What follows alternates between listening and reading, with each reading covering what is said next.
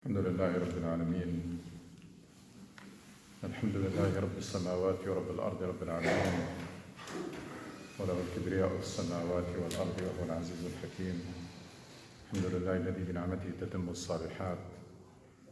ربنا لك الحمد حتى ترضى، ولك الحمد إذا رضيت، ولك الحمد بعد الرضا. لا نحصي ثناء عليك أنت كما أثنيت على نفسك.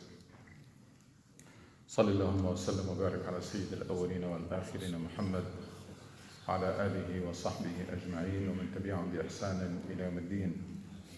أشهد أن لا إله إلا الله وحده لا شريك له ملك الحق المبين، وأشهد أن محمدا عبده ورسوله وصفيه من خلقه وخليله وأمين على وحيه. يا أيها الذين آمنوا اتقوا الله حق تقاته ولا تموتن إلا وأنتم مسلمون. يا أيها الذين آمنوا اتقوا الله ولتنظر نفس ما قدمت لغد واتقوا الله إن الله خبير بما تعملون. My dear respected brothers and sisters in Islam, all praise and glory and thanks are due to Allah subhanahu wa ta'ala. We thank Allah subhanahu wa ta'ala for all that He has given us. وَإِن تَعُدُّوا نِعْمَةَ اللَّهِ لَا تَحْصُوهَا. And we acknowledge that everything that we have is a blessing and favor from Allah subhanahu wa ta'ala. وَمَا بِكُم مِّن نِّعْمَةٍ فَمِنَ اللَّهِ مَا بِكَ مِنْ حَسَنَةٍ فَمِنَ اللَّهِ. And that all your needs are in the hands of Allah subhanahu wa ta'ala. All your needs in this life and in the hereafter are in the hands of Allah subhanahu wa ta'ala. So make sure you do your best. One, to express your gratitude and to be thankful to Allah subhanahu wa ta'ala in all circumstances. No matter how difficult the circumstances are, you still are showered and immersed and swamped in the blessing of Allah subhanahu wa ta'ala and drowning. And then also to make sure that you intensify your dua to Allah subhanahu wa ta'ala, sincere prayer and supplication.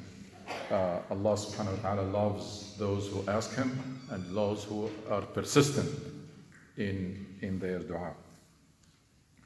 Today, inshallah, we're going to, of course, start with the greatest incident of the week, the earthquake, the devastating earthquake that hit Turkey and Syria last Monday, and so far caused the death of more than 22,000 people. Tens of thousands of people injured, thousands of buildings have collapsed. Major devastation. People were asleep. In 2 minutes, all of this happened. We first pray to Allah subhanahu wa ta'ala to accept those who died and shower them with His mercy.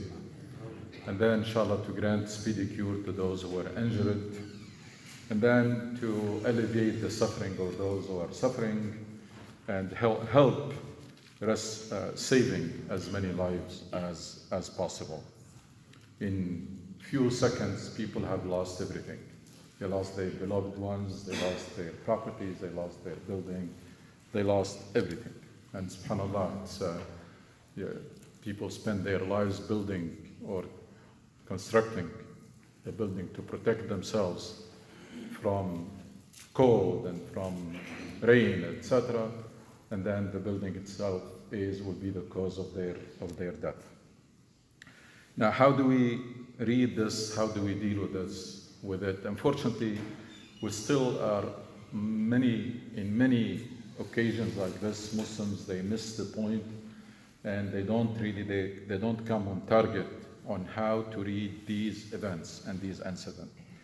Number one, it shows how vulnerable we are. No matter how strong we think we are as individuals or societies, all the advances in science and technology still did not make us, still we are, with all those advances, we're still very vulnerable and helpless in the face of some phenomena like this. And we have seen also with the COVID. With the COVID, people were helpless, very small. So whether it is devastating earthquake or very minute virus can cause so much damage again, with all the advances in science and technology. We try, in the face of things like this, we try to understand. It's very important that whatever happens to you as an individual or happens to the society is try to understand. Having the proper understanding is critical. So those people who go to describe this or understand this as punishment for what? Because sometimes if it happens in other places, we say that these are disbelievers and these people are disobedient, so Allah is punished them. But these, how about those Turkish Muslims and those Syrian Muslims who are then believers who are suffering already? So we're going to have to be very careful in explaining and understanding these things. These are scientific phenomena, and they have to be understood as such. And when we say science, that does not contradict faith. Science and Iman, they go hand in hand. Science discovers the rules that Allah has embedded in the universe. So yes, it is the power of Allah subhanahu wa ta'ala, but Allah has embedded rules that are governing this universe. And our job is to, as believers, our mission is to discover and leverage those rules, to upgrade, to make life better, because that's the purpose of Islam, that's the purpose of science. So one goal, one objective. So I don't like it when people say that Islam and science are compatible. They're more than compatible. Islam came to have better life. Science is trying to make your life better. So they work for the same goal. And as Muslims, Allah subhanahu wa ta'ala assigned us the task to manage and develop this universe, and that requires us to discover the rules that He has embedded them in this universe. We made a lot of successes in this regard. A lot of phenomena that are now under control. Diseases, they discovered vaccines for them or cure, etc.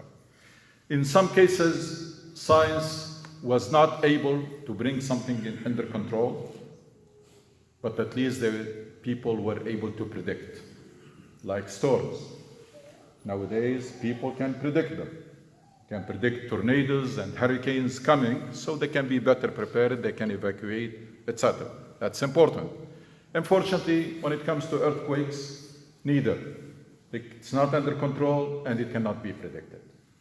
But yet, people were able to do something that unfortunately it is not done in many Muslim countries and third world countries in general, which is to build in areas where there is active earthquakes. The buildings have special code and special restrictions. That's why even if the same earthquake had hit Japan, for example, you will find much, much less casualties. Why? Because of this. So even though we cannot control it, we cannot predict it, but we can be better prepared in case it happens. And I hope that this will be lessons for everybody, not only the areas that were hit, but especially every area that is in active earthquake region. People, they should be really better prepared in terms of population density and in terms of buildings, so that we don't see that much casualties. When something goes wrong, now we're coming to the Islamic approach. How do we read these incidents and how the balanced approach? It's not the one that relies totally on unseen, on ghaib, and it's not the one that relies totally on science. It's the balance. That's what we have a great balanced Islamic approach. When something goes wrong in our lives, whether as individuals, communities, society, nation, whatever, something goes wrong, how do we deal with it? Or a disaster that hits. Number one, we have to meet that with patience. It's very important. Allah subhanahu wa ta'ala praises those who are patient in the face of disaster. الذين إذا أصابتهم مصيبة قالوا إنا لله وإنا إليه وبشر الصابرين. الذين إذا أصابتهم مصيبة قالوا إنا لله وإنا إليه راجعون أولئك عليهم صلوات من ربهم ورحمة وأولئك هم المهتدون. Allah subhanahu wa ta'ala says in Surah Al-Baqarah, verse 152, so remember, all you have believed, seek help through patience and prayers. So that's how we meet disasters. Patience and prayers. Indeed, Allah is with the patient. And do not say about those who are killed in the way of Allah, they are dead, rather they are alive, but you perceive it not. And we will surely test you. That's another aspect. We will surely test you. وَلَنَبْلُوَنَّكُمْ بِشَيْءٍ مِنَ الْخَوْفِ وَالْجُوعِ وَنَقْصٍ مِنَ الْأَمْوَالِ وَالْأَنفُسِ وَالثَّمَرَاتِ وَبَشِّرْ الصَّابِرِينَ. We will surely test you with something of fear and hunger and the loss of wealth and lives and fruits, but give good tidings to the patient, who, when disaster strikes them, say, indeed, we belong to Allah, and indeed to Him we will return. Those are the ones upon whom our blessings from their Lord and mercy, and it is those who are the rightly guided. So that's clear direction from the Quran. Something goes wrong, disaster hits, inna lillahi wa inna ilayhi raji'un, patience and prayers. Before even start thinking, patience and prayers, and of course prayer meaning also dua. These incidents, these events, everything that happens in the life of a believer can be turned into something good, or something good can come out of it, even if it is a disaster. Now that's the first part. First part is to meet with patience and prayers and istighfar and tawbah, because it might be a punishment, it might be because of something wrong that you have done. Before even think about it, meet anything. I'm not talking specifically about the earthquake. I'm saying about anything that goes wrong in our lives. Patience, perseverance, dua should bring you to Allah subhanahu wa ta'ala, closer to Allah subhanahu wa ta'ala, seeking forgiveness and seeking His help and support. On the other hand, a lot of time, we don't do this, unfortunately. That's on one hand. On the other hand, we have to try to understand. We have to make an assessment. I'm talking about incidents that happens even in our individual lives or family lives. Also, Allah subhanahu wa ta'ala tells us there is وَمَا أَصَابَكَ مِنْ سَيِّئَةٍ فَمِنْ نَفْسِكَ قُلْ هُوَ مِنْ عِنْدِ أَنفُسِكُمْ. Again, when something goes wrong, in addition to patience and perseverance and prayers, etc., then you do some self-assessment. Where did you fail? You cannot always say it's qada and qadar. Sometimes there is a failure, individual failure, that there is something that you are supposed to do that you did not do, or you have done something wrong that resulted in this.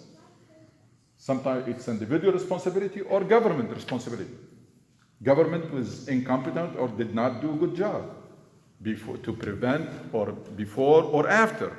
So it is not only everything we deal with it as if it is natural disaster. No, we have to take care of the things that are in our means, and then surrender to Allah things that are beyond your control. That's the balanced approach.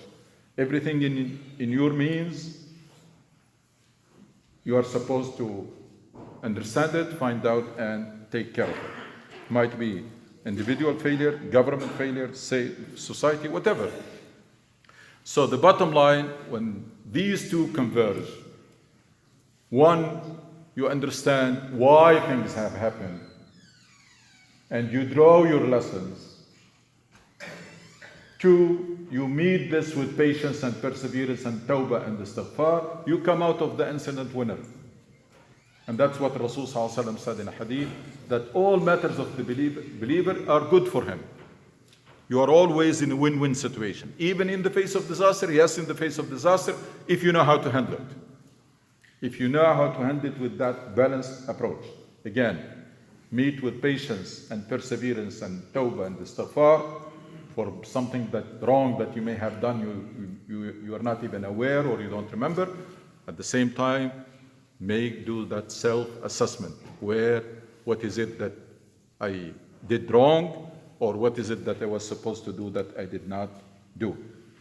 This way, we successfully pass the tests of life. Any test that happens to us in life, we successfully pass. And it will make you a better and stronger. Any test, no matter how hard it is, it will make an individual or a society better and stronger if they know how to handle it. And we have seen it time and again, people emerge stronger and better from incident that happens to them at the individual level or at the society level. Number two is to ask yourself what you can do about it. Now, what we can do about it, again, I'm talking in general and about this specific incident. What can we do about this major disaster? I mean, devastating casualties and damage that happened. The damage in Turkey may be greater, much greater, but also the rescue effort in Syria are much weaker. So because the local and the international, they are much weaker in Syria. So you cannot really tell which situation is worse than the other. One is to pray to Allah subhanahu wa ta'ala, to alleviate the suffering, to help those who are trying to save lives, etc. And don't underestimate the power of dua, especially when you make dua to somebody you don't know. This is, in the sight of Allah subhanahu wa ta'ala, is big. When you make dua to people you don't know, you're just making dua to Allah subhanahu wa ta'ala, sincere dua, and it's not a formality. Don't do it just as a formality. Really pray for these people. Pray sincerely to Allah subhanahu wa ta'ala to alleviate the suffering of those who are suffering. And then, of course, action. We have been talking the last couple of weeks about a'mal. Al-imanu ma waqqara fil qalbi wa saddaqahu al-amal. What you can do in terms of action to these people. Of course, people, alhamdulillah, in this community and this country are blessed. So share the blessing of Allah subhanahu wa ta'ala. And don't let shaitan deceive you. Don't let shaitan tell you there are always a lot of international help and countries are helping. What difference the help I'm going to make, what difference this is going to make? That whatever help I'm going to contribute, whatever contribution I'm going to make. That's not true. First of all, that when you donate for yourself. You donate to purify yourself from greed and to bless your wealth.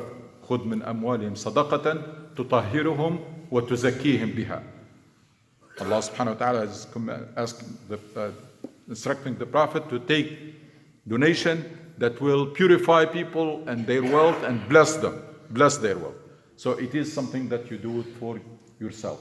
Yes, driven by humanitarian feeling, but also it's something that you do for yourself. So don't underestimate any opportunity that you can help, because at the end of the day, on the day of judgment, everybody is coming by himself.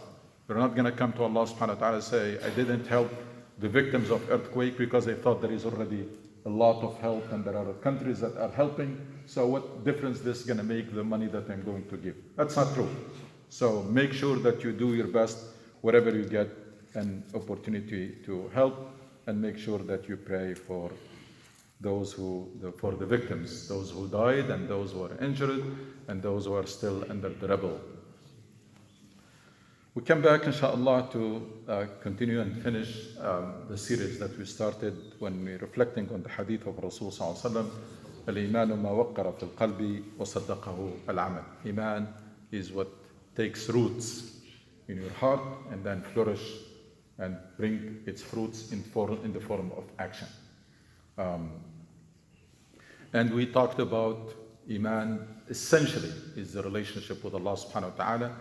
We explained that the relationship with Allah subhanahu wa ta'ala is multidimensional, has many dimensions: love, gratitude, reverence, dependence, tawakkul, dua, fear, hope, etc. A lot of these, and all of these dimensions, they have to be cultivated. You have to work them out so that they become strong. Again, like muscles. In the gym, there is a machine for each muscle. You want to grow that muscle, you work on that machine. وَلِلَّهِ الْمَثَلُ الْأَعْلَى, our relationship with Allah subhanahu wa ta'ala, we are connected to Allah through many channels. And we have to work on all of these to make sure that they are vibrant and strong. And then until we reach, with the purpose of reaching the level, أن يكون الله ورسوله أحب إليه مما سواه. That you want to reach the level when Allah and His Messenger are more beloved to you than anybody else, anything else, including yourself. Which means that you are ready to sacrifice anything in the pursuit of the good pleasure of Allah subhanahu wa ta'ala. That's the situation that you want to reach. You want to reach a situation where you are willing and ready to do whatever it takes. اتباع رضوان الله. In pursuit of the good pleasure of Allah subhanahu wa ta'ala. Whatever it takes, you're going to do it with no second thought and with no hesitation. And that's what the verse in Surah Al-Hujurat calls it. جاهدوا بأموالهم وأنفسهم في سبيل الله. ثم لم يرتابوا, their faith have reached the level of certainty, and that translated into being ready to sacrifice anything in the pursuit of the good pleasure of Allah subhanahu wa ta'ala. We talked about that transformation that the Iman does.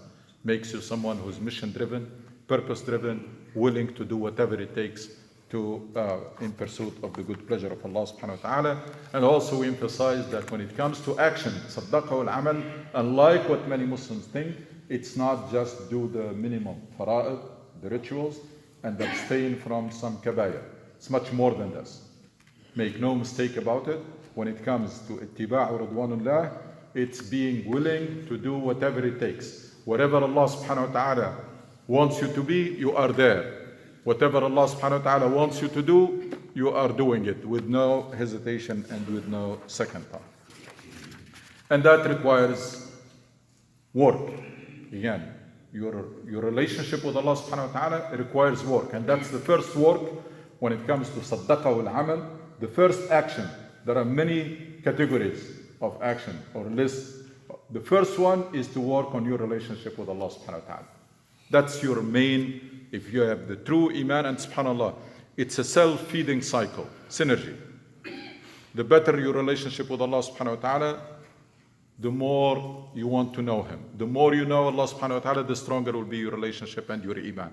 So it's a self-feeding cycle, and we talked about two very effective tools that everybody can do, especially one of them, everybody can do. Nobody has any excuse. Learning, memorizing, mastering the names and attributes of Allah subhanahu wa ta'ala. Everybody, no matter what your level of education, you can do this. Is to have a plan, to memorize, learn, understand, master the names and attributes of Allah subhanahu wa ta'ala, because every name or every group of names work on one dimension with your relationship with Allah subhanahu wa ta'ala. Some names they are about power, other names are about mercy, other names about forgiveness, etc. So they help you strengthening those relationships, the different dimensions of your relationship with Allah subhanahu wa ta'ala. And then we talked about studying the Quran. Allah subhanahu wa ta'ala in Quran is talking about Himself. Most of the Quran is about Allah subhanahu wa ta'ala. So you want to have good relationship, strong relationship with Allah subhanahu wa ta'ala, study the Quran. And they mean to say study, not just read or memorize or listen, because all of these is not enough. They are all good. Memorizing Quran, reading Quran, reciting, listening to the Quran, learning tajweed, all of these are great. But these comes after study and understanding.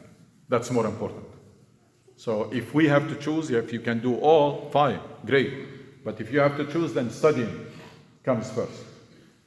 Number of companions were not memorizing Quran, did not memorize the Quran, but they understood. Understanding the Quran is very essential. Now that's the first category of, already we have a category of action, working on your relationship with Allah subhanahu wa ta'ala, and getting to know Allah subhanahu wa ta'ala more and strengthening your faith. Number two comes the ibadat, the worship acts. The ibadat, and I want to say one thing very important about ibadah. Starting with salah, the most important act of worship. What we are supposed to do and expected to do is not just to perform them, is to perfect them. Again, what we are expected to do is to work not only to do the prayer and get it out of the way, but also to work on the quality to perfect it. To try to make every prayer better than the previous one. Every Ramadan better than the previous Ramadan. And always compare your prayer to the prayer of Rasul Sallallahu Alaihi Wasallam, because that's the standard. That's the gold standard. I mean, you don't have to be, maybe you will never have a prayer like the Prophet, but you should always compare to that prayer and try to get closer and closer to the worship of Rasul Sallallahu Alaihi Wasallam, because that's the meaning of taking Rasul Sallallahu Alaihi Wasallam as a role model. لَقَدْ كَانَ لَكُمْ فِي رَسُولِ اللَّهِ أُسْوَةٌ حَسَنَةٌ. You have in the Prophet a role model. What's the point of taking somebody a role model if you are not trying to be like him? So people, they say the Prophet is their role model. At the same time, when it comes to talking about the prayer of the Prophet, say that's the Prophet. And then these are the companions. As if the companions are Superman. They were not very average people before Islam. And because of their commitment to Islam, they became so special because of their sincerity and devotion. And that's open to everybody. And that's not... So work, because those ibadat, also remember, they are expression of your relationship with Allah subhanahu wa ta'ala. And in the ideal situation, someone has the love and fear and gratitude to Allah subhanahu wa ta'ala, and you want to express it. Yes, you can express it in word, but also express it in worship. So worship is an expression of Iman. ما وقر في القلب وصدقه العمل. And also strengthen the Iman. So it's an expression of it, but also strengthen it. إن الصلاة تنهى عن الفحشاء والمنكر. Prayer makes you stronger in restraining yourself. So strengthen your Iman, strengthen your self-restraint, brings you closer to Allah subhanahu wa ta'ala. And if these worship acts are done properly, they will produce a level or a type of happiness in your heart that you can never purchase it with all the money in the world. By the way, when we're worshiping Allah subhanahu wa ta'ala, we're not doing Him a favor. All the benefits is yours. All the benefits from the worship is yours. You nourish your spirit. You strengthen your Iman. So it's an expression of Iman, but also strengthen the Iman. Allah subhanahu wa ta'ala says, الَّذِينَ آمَنُوا وَتَطْمَئِنُّ قُلُوبُهُم بِذِكْرِ اللَّهِ أَلَا بِذِكْرِ اللَّهِ تَطْمَئِنُّ الْقُلُوبُ. Allah subhanahu wa ta'ala, who created these hearts, says that these hearts, they find tranquility in the remembrance of Allah, in that connection with Allah, and that's what the worship acts do. We are supposed to be connected to Allah subhanahu wa ta'ala all the time, or at least most of the time. But at least, at the very minimum, the few minutes that you are dedicating to Allah, don't steal anything from them. I mean, don't also still thinking about this dunya or thinking about at least those few minutes. Again, what is ideally, you are always conscious of Allah and mindful. Always, all the time or most of the time. But at the very minimum is the few minutes that you are saying you're dedicating them to Allah subhanahu wa ta'ala, don't take anything away from them. So work on your khushu'ah, work on your concentration during prayer, and try to improve it. Try to improve it, and hoping to reach the maximum level of concentration that you are concentrated from start to finish. Or at least you should resist. You should resist any temptation. So anytime you lose focus, you bring yourself back. You remember that you are standing before Allah subhanahu wa ta'ala, and it's not appropriate to think about anything else or to be distracted and not concentrate. So ibadat are second line of action items, working on your relationship with Allah subhanahu wa ta'ala and working on your worship acts to perfect them. وَتُوبُوا إِلَى اللَّهِ إِنَّهُ غَفُورٌ رَحِيمٌ.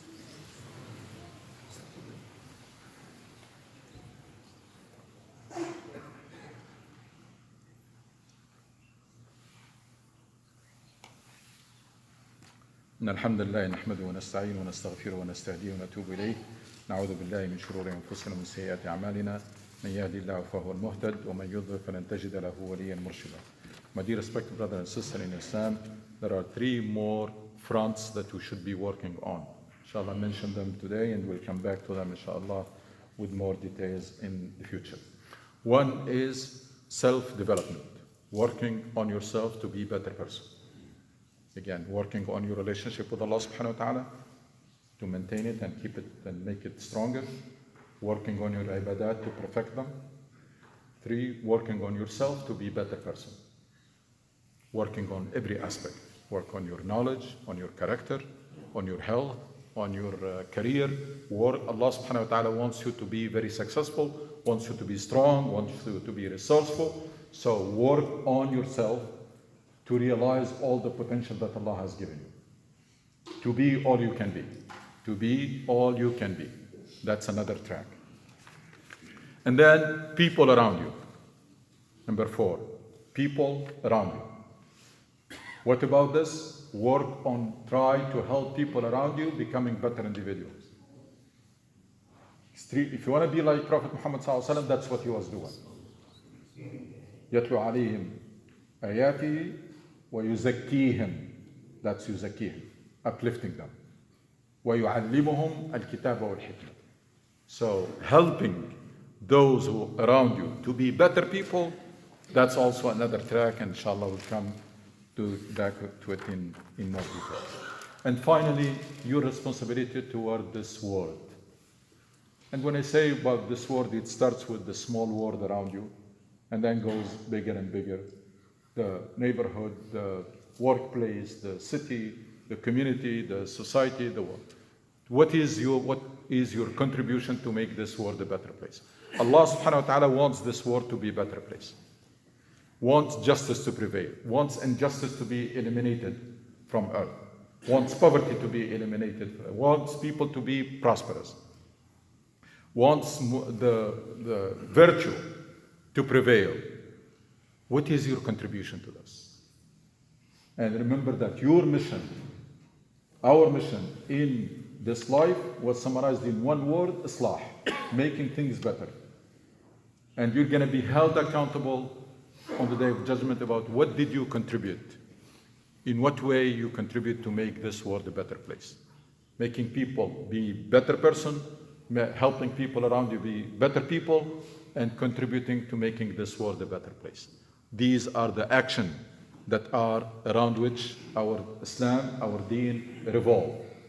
The true Iman produces this kind of action, and in all of these you try to do the maximum.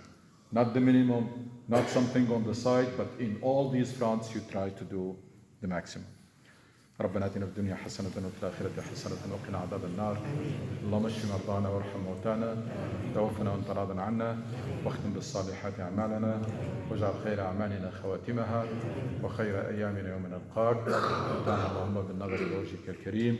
ربنا ارحم والدينا كما ربونا صغارا وارحم موتانا وجميع موتى المسلمين. لا إله إلا أنت سبحانك إنا كنا من الظالمين. صلى الله على سيدنا محمد وأقم الصلاة.